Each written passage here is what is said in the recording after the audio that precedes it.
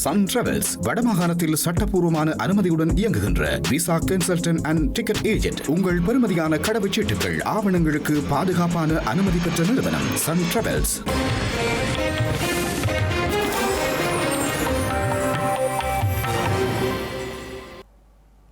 வணக்கம். ஐபிசி தமிழின் காலை நேர பிரதான செய்திகள். முதலில் தலைப்புச் செய்திகள். தெற்கு கடலில் மிதந்த போதைப் பொருட்கள் 800 கிலோவிற்கும் அதிகமானவை என தெரிவிப்பு. இலங்கைக்கு அழைத்து வரப்படும் செவ்வந்தி தடுத்து வைத்து விசாரிக்க திட்டம். அபிவிருத்தி நிதியை மீள திரைசேரிக்கு அனுப்ப வேண்டாம், அதிகாரிகளை எச்சரித்த அனுர. நம்பிக்கையில்லா தீர்மானங்களைக் கண்டு அஞ்சப் போவதில்லை, நலிந்த எதிர்க்கட்சிகளுக்கு பதில்.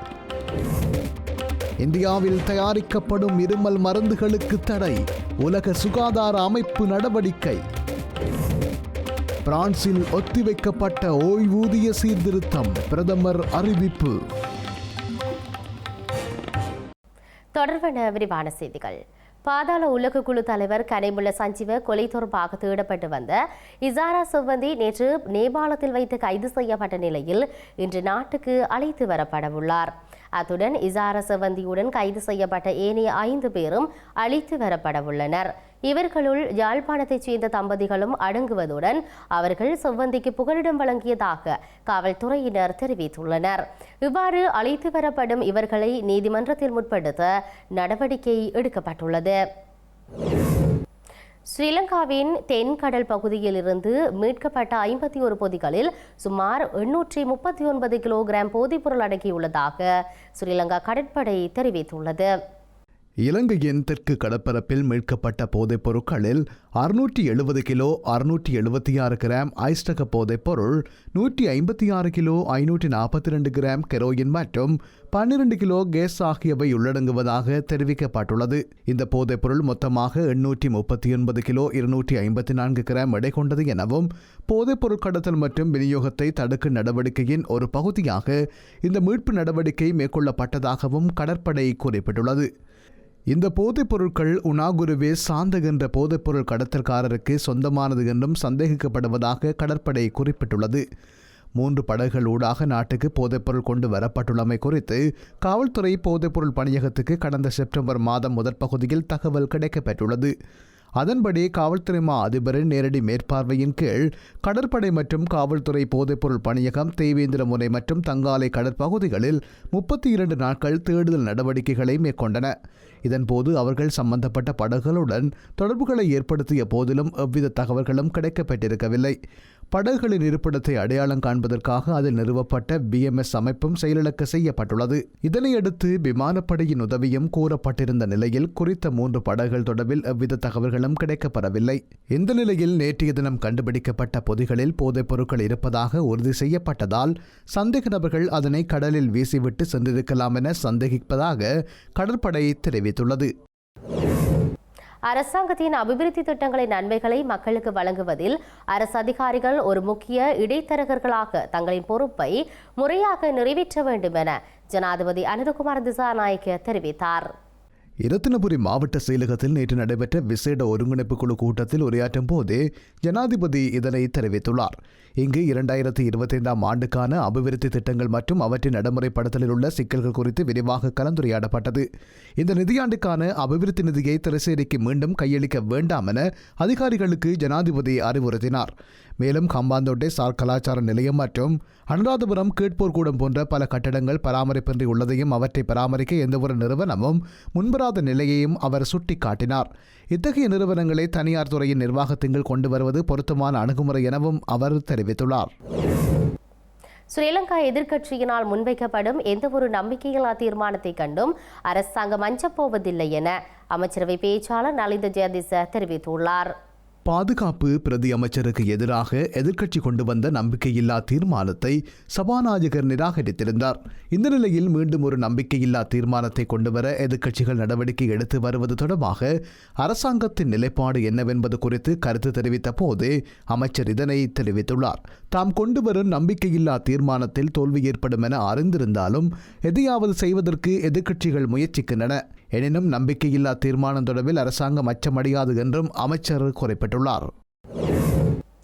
மன்னார் எமில் நகர் பகுதியில் வசித்து வந்த நபர் ஒருவர் படகு ஒன்றையும் இயந்திரத்தையும் திருடி இந்தியா தமிழ்நாட்டுக்கு தப்பிச் சென்றுள்ளதாக தெரிய வருகின்றது. மன்னார் பனங்கட்டிக்கொட்டு பெரிய பாலத்தடியில் நிறுத்தி வைக்கப்பட்டிருந்த படகு ஒன்றையும் இயந்திரத்தையும் திருடி குறித்த நபர் 13ஆம் திகதி இந்தியாவிற்கு தப்பி சென்றுள்ளார். இந்த நிலையில் குறித்த நபர் பயணித்த படகு தமிழ்நாடு மண்டபம் மரைக்கார்பட்டினம் கடற்கரையில் கண்டுபிடிக்கப்பட்டுள்ளதாக தெரிவிக்கப்பட்டுள்ளது. தப்பிச் சென்ற நபர் தொடர்பாக எந்த தகவல்களும் வெளியாகவில்லை. குறித்த நபர் குடும்பத்தில் ஏற்பட்ட பிரச்சினை காரணமாக நீதிமன்றத்தில் வழக்குகள் இருப்பதாகவும் இந்த வழக்கிலிருந்து தப்பிப்பதற்காக இவ்வாறு தப்பி சென்றுள்ளதாகவும் தகவல்கள் தெரிவிக்கின்றன.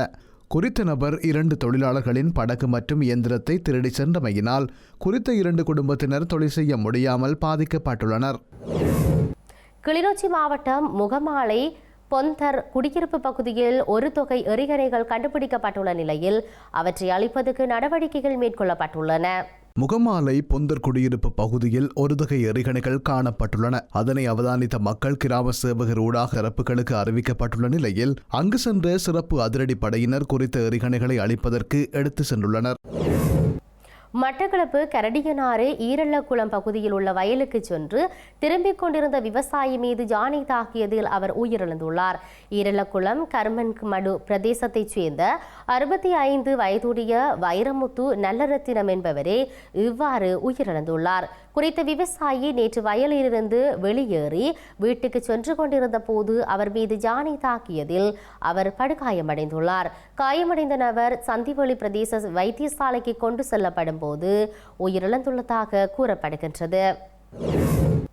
இந்தியாவில் தயாரிக்கப்படும் கோல்ட்ரிப் உள்ளிட்ட 3 இருமல் மருந்துகள் தரமற்றவை என உலக சுகாதார நிறுவனம் உறுதிப்படுத்தியுள்ளது. தமிழகத்தின் காஞ்சிபுரத்தில் தயாரிக்கப்பட்ட கோல்டிப் இருமல் மருந்தை குடித்த மத்திய பிரதேசத்தைச் சேர்ந்த 5 வயதுக்குட்பட்ட 22 குழந்தைகள் உயிரிழந்துள்ளனர். குழந்தைகள் உயிரிழப்புக்கு இந்தியாவில் தயாரிக்கப்பட்ட கோல்டிப், ரெஸ்பிப்ரஸ், டிஆர் மற்றும் ரீலெப் ஆகிய 3 வாய்வழி இருமல் மருந்துகளே காரணம் எனவும் தரமற்ற இந்த மருந்துகளை குடித்ததால் குழந்தைகள் உயிரிழந்ததும் ஆய்வுகளில் தெரிய வந்துள்ளது. இந்த நிலையில் உலக சுகாதார நிறுவனம் உலகில் உள்ள தேசிய ஒழுங்குமுறை அமைப்பு அதிகாரிகளுக்கு எச்சரிக்கை ஒன்றை விடுத்துள்ளது. இந்தியாவில் தயாரிக்கப்பட்ட தரமற்ற இருமல் மருந்துகளான கோல்டிப், ரெஸ்பிபிஆர், டிஆர் மற்றும் ரீலிஃப் ஆகியவை வேறு எந்த நாடுகளில் இருந்தாலும் அது குறித்து சுகாதார அதிகாரிகள் தகவல் தெரிவிக்க வேண்டும் என அறிவுறுத்தப்பட்டுள்ளது. தரமற்ற இந்த தயாரிப்புகள் முறைசாரா மற்றும் ஒழுங்குபடுத்தப்படாத சந்தைகளில் இருக்கிறதா என்பதை தீவிரமாக கண்காணித்து தடுக்க வேண்டும் எனவும் எச்சரிக்கை விடுத்துள்ளது. இந்த 3 இருமல் மருந்துகளிலும் டயத்திலின் கிளைக்கால் என்ற தரமற்ற பொருள் இருப்பதை இந்தியாவில் உள்ள மத்திய தரக்கட்டுப்பாட்டு அமைப்பு உறுதி செய்துள்ளது. இதையடுத்து அதன் உற்பத்தி முடக்கப்பட்டுள்ளதுடன் மருந்துக்கான அங்கீகாரமும் ரத்து செய்யப்பட்டுள்ளதாகவும் இந்தியா தெரிவித்துள்ளது. பிரான்சில் ஓய்வூதிய சீர்திருத்தத்தை 2028ஆம் ஆண்டு ஜனவரி வரை ஒத்திவைப்பதாக அந்த நாட்டு பிரதமர் செபஸ்டியன் லெகோர்னோ நாடாளுமன்றில் அறிவித்துள்ளார். பிரான்சுக்கு இந்த ஆண்டின் இறுதிக்குள் ஒரு வரவு செலவு திட்டம் தேவைப்படும் நிலையில் ஓய்வூதிய திட்டங்கள் மற்றும் குடியேற்றம் குறித்த விடயங்கள் உட்பட முக்கிய கொள்கை அறிக்கையை பிரதமர் லெகோர்னோ நேற்று தாக்கல் செய்திருந்தார்.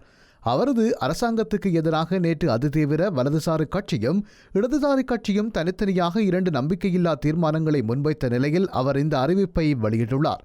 இதன்படி ஓய்வூதிய வயது 64 நிறுத்தி வைக்கப்படுவதுடன் பங்களிப்பு காலம் மாற்றமின்றி இருக்கும் எனவும் அவர் கோரியுள்ளார். அரசியல் கட்சிகள் மற்றும் தொழிற்சங்கங்களுடன் ஓய்வூதிய மாநாடு ஒன்றை நடத்த திட்டமிட்டுள்ளதாகவும் அவர் குறிப்பிட்டுள்ளார்.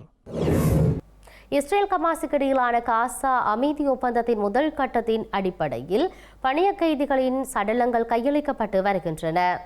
இந்த 4 பணிய கைதிகளின் உடல்களை ஹமாஸ் அனுப்பியுள்ளதாக இஸ்ரேல் பாதுகாப்பு படை தெரிவித்துள்ளது. இதனையடுத்து உடல்களை அடையாளம் காணும் பணிகள் நடைபெற்று வருகின்றன. ஹமாஸ் இறந்த 28 பணைய கைதிகளின் உடல்களையும் திருப்பி அனுப்பும் வரை காசாவுக்கு உதவி செய்வதை கட்டுப்படுத்துவதாக இஸ்ரேல் எச்சரித்ததைத் தொடர்ந்து இந்த நடவடிக்கை முன்னெடுக்கப்பட்டுள்ளது.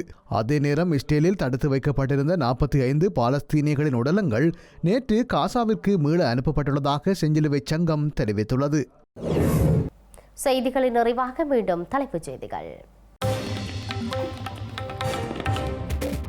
தெற்கு கடலில் மிதந்த போதைப் பொருட்கள் 800 கிலோவிற்கும் அதிகமானவை என தெரிவிப்பு. இலங்கைக்கு அழைத்து வரப்படும் செவ்வந்தி தடுத்து வைத்து விசாரிக்க திட்டம். அபிவிருத்தி நிதியை மீள திரைசேரிக்கு அனுப்ப வேண்டாம், அதிகாரிகளை எச்சரித்த அனுர. நம்பிக்கையில்லா தீர்மானங்களைக் கண்டு அஞ்சப் போவதில்லை, நலிந்த எதிர்க்கட்சிகளுக்கு பதில். இந்தியாவில் தயாரிக்கப்படும் இருமல் மருந்துகளுக்கு தடை, உலக சுகாதார அமைப்பு நடவடிக்கை. பிரான்சில் ஒத்திவைக்கப்பட்ட ஓய்வூதிய சீர்திருத்தம், பிரதமர் அறிவிப்பு. இத்துடன் ஐபிசி தமிழின் காலை நேர பிரதான செய்திகள் நிறைவு பெற்றன. உடனுக்குடன் செய்திகளை அறிந்து கொள்ள IBCTamil.com என்ற எமது இணையதளத்தை பார்வையிடுங்கள். வணக்கம்.